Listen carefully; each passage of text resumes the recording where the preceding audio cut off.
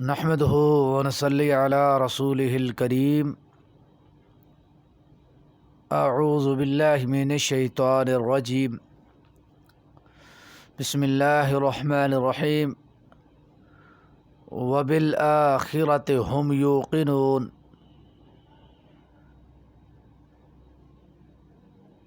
پانچویں صفت متقین کی اللہ تبارک و تعالی نے بیان کی ہے، وہ آخرت پر ایمان رکھتے ہیں۔ آخرت سے مراد قیامت ہے، نہ کہ نبوت۔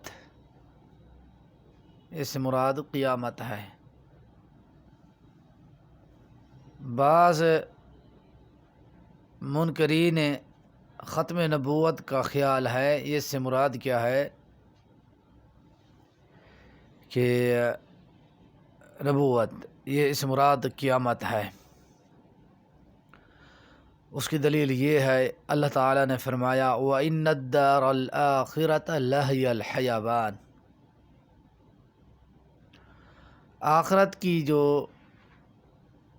آخرت کا جو گھر ہے، اصل زندگی ہے، ہمیشہ کی زندگی ہے آخرت۔ الآخرہ اسم جامد ہے، واحد مؤنث، باب افعال ثلاثی مزید فی محموز الفا، اصل میں تھا آخرہ۔ حمزہ کے بعد الف ساکن آنے کی وجہ سے حمزہ پر مدہ لگایا گیا، مدہ آ گئی، اسے کھڑی زبر کی صورت میں بھی لکھا جاتا ہے۔ الآخر کی مؤنث ہے، اسم فاعل کے وزن پر ہے۔ بعد کے نزدیک یہ اسم فاعل ہے۔ بہرحال یہ ایک اصول اور قوانین کی بات سی علیحدہ۔ آخرت جو ہے اور ایک دنیا ہے، ہم اس کو دنیا کہتے ہیں، ایک جہان ہے آخرت۔ دنیا کا جو لفظ ہے وہ مشتق ہے دنون سے۔ دنو کہتے ہیں عربی کے اندر، قرب کے معنی کے اندر، قریب کے معنی کے اندر استعمال ہوتا ہے، کیونکہ وہ حال سے بالکل قریب ہوتا ہے۔ جو حال ہے نا، زمانے کی تین قسمیں ہوتی ہے، ماضی، حال، مستقبل۔ حال کے قریب ہوتا ہے، اس لیے یہ دنیا اس لیے کہتے ہیں یہ حال کے قریب ہے۔ اور اسی طرح آخرت کا لفظ بھی ہے، اس کے متأخر اور پیچھے ہونے کی وجہ سے اس کا معنی ہے پیچھے، متأخر، یعنی پہلے دنیا ہے اور اس کے بعد جو ہے وہ آخرت ہے، اس لیے اس کو آخرت کہتے ہیں۔ دنیا کے بعد جو آئے، کیوں پیچھے ہے، وہ اس کے بعد اس کا نام رکھا جاتا ہے آخرت۔ اور دوسری چیز اس کے اندر یہ بھی ہے، اصل میں دنیا اور آخرت یہ ہے، دو صفتیں تھیں، اور اس کے بعد اسمیت پر غالب آ گئی، ناموں پر یہ غالب آ گئی۔ اب ناموں علم کے اسمیت کی وجہ سے یہ غالب آئے، اب نام ہیں ان کے، یعنی دنیا ایک نام ہے، علم ہے، اور آخرت ایک علم ہے جہان کا۔ جو آخرت ہے، جو اسے کہا جاتا ہے کہ مرنے کے بعد ایک زندگی ہے، مرنے کے بعد جو کچھ حاصل ہوگا انسان کو، اور حشر نشر ہے، حساب و کتاب ہے، ہمیشہ والی زندگی ہے، اس کے اندر حساب و کتاب، جزا سزا، اور حوض کوثر، اور جنت اور جہنم، اسے کہا جاتا ہے آخرت کا لفظ، یہ استعمال کیا جاتا ہے۔ اور دوسری جو چیز ہے، اور جو دنیا ہے، دنیا کے اندر صرف اعمال انسان کے ہوتے ہیں، انسان کماتا ہے، ذخیرہ کرتا ہے، اپنی آخرت کے لیے. یہاں کمایا جاتا ہے، کوئی چیز جمع کی جاتی ہے، نماز کی صورت میں، زکوٰۃ کی صورت میں، حج کی صورت میں، قربانی کی صورت میں، یہاں جمع کرنا مقصود ہوتا ہے دنیا کے اندر. اور اس کا جو صلہ ہے، اس کا جو پھل ہے وہ آخرت کے اندر ملتا ہے. اگر جس انسان نے کچھ جمع کیا ہے دنیا کے اندر، اور اس کا صلہ آخرت کے اندر ہی ملے گا. اگرچہ آخرت بھی غیب میں شامل ہے، غیب کے اندر شامل ہے. آخرت جو ہے وہ غیب کے اندر شامل ہے. پہلے ایک متقین کی صفت یہ تھی، وہ یؤمنون بالغیب، غیب پر ایمان رکھتے ہیں. لیکن آخرت اس کے اندر شامل تھا. پھر اللہ رب العالمین نے تخصیص کے ساتھ اس کو بیان کر دیا، وبالآخرۃ ہم یوقنون. لیکن آخرت پر ایمان کو خاص طور پر ذکر کیا گیا ہے، خاص طور پر ذکر کیا گیا ہے. کیوں ذکر کیا گیا ہے؟ اس کی وجوہات کیا ہیں؟ کیونکہ بالغیب کے اندر یہ آخرت بھی شامل تھا. کیوں ذکر کیا گیا ہے؟ اس لیے ذکر کیا گیا ہے کہ یہ ارکان ایمان ہے. ارکان ایمان میں سے ایک اہم رکن ہے، اور بنیادی ایک مرکز ہے سمجھو، یا بنیادی ایک جز ہے. اللہ رب العالمین نے ان کو علیحدہ ذکر کیا، بالآخرۃ ہم یوقنون.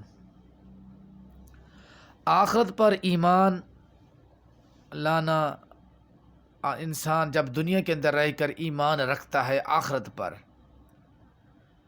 اس کے دل کے اندر ایک رغبت پیدا ہوتی ہے، ایک اللہ تبارک و تعالیٰ کا خوف پیدا ہوتا ہے، اعمال صالح کا باعث ہے.